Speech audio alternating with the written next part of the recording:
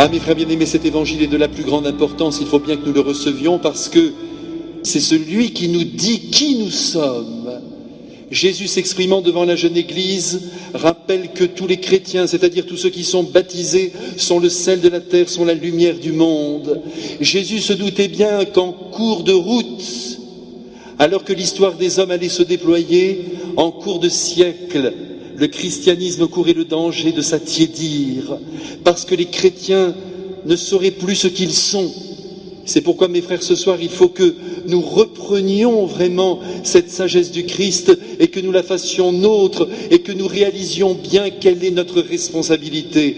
Nous sommes le sel de la terre, c'est nous qui donnons goût à toute la réalité dans laquelle nous vivons. Regardez un beau coucher de soleil, que sais-je, un phrasé de Chopin, un beau sourire d'enfant. C'est nous qui devons dire au monde que tout cela vient de Dieu. C'est nous qui redonnons le goût de toutes ces réalités devant lesquelles les hommes passent sans se rendre compte de la grandeur de ce qu'elles sont. Prenez un plat de haricots verts, allez, pourquoi pas, en boîte puisque nous y sommes. Vous voyez, ça n'a aucun goût. Vous ajoutez un tout petit peu de sel, ça y est, ça repart. Ces haricots libèrent quelque chose d'eux-mêmes. C'est comme ça, mes frères, que nous devons vivre, en redisant au monde ce qu'il y a de plus beau ici-bas.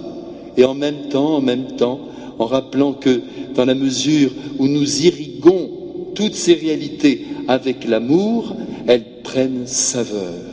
C'est nous qui rappelons aussi au monde entier que la relation humaine compte pour notre Seigneur et qu'elle doit être nourrie par le mystère de l'amour. Tous ces êtres qui vivent les uns à côté des autres. Et nous aussi, mes frères bien-aimés, nous sommes ainsi.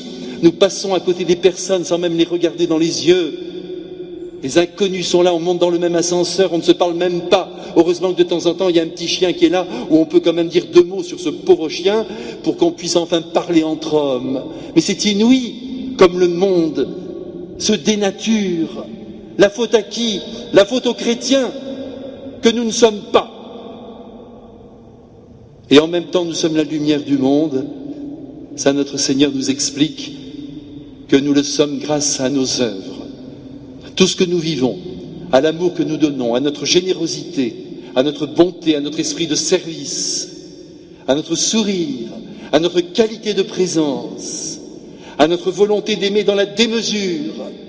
Et Jésus dit, et que ça se voit, on n'allume pas une lampe pour la planquer sous le lit, on la met sur le lampadaire. Montrez vos belles œuvres, voilà ce que nous dit le Seigneur. Que personne ne soit gris-muraille et longe les murs, que chacun affirme sa foi et montre comment cette foi nourrit son existence et permet à Dieu de rayonner au milieu du monde. Car vous avez vu ce que nous dit notre Seigneur, c'est à travers ces bonnes œuvres qui surprendront tellement le regard d'autrui que Dieu sera reconnu et aimé et glorifié. Alors mes frères, c'est donc entendu, nous sommes le sel de la terre. Essayons de rappeler au monde combien cet univers est beau, puisqu'il sort des mains de Dieu. Comment aussi nous pouvons le rendre plus beau?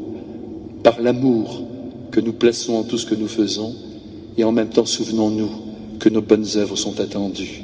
Pas de fausse humilité. Montrons comment l'envahissement de Dieu dans une âme produit des fruits magnifiques à voir, à contempler, à admirer.